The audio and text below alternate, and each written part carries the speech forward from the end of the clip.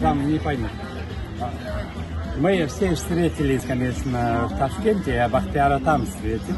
Я слышал его прекрасное выступление, такое содержательное, личное, для меня такое, очень много новое рассказал насчет ауры, насчет такой диагностики на расстоянии, насчет лечения на расстоянии.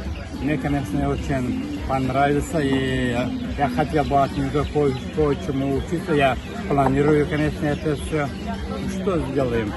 Дай Бог, чтобы наша встреча продолжалась долго-долго, что мы встречались и в Москве, и в Душанбе, и в Ташкенте, везде, где встречаются точно такие люди, которым интересно это международное целительство.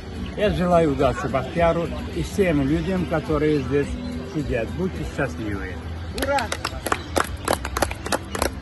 Спасибо.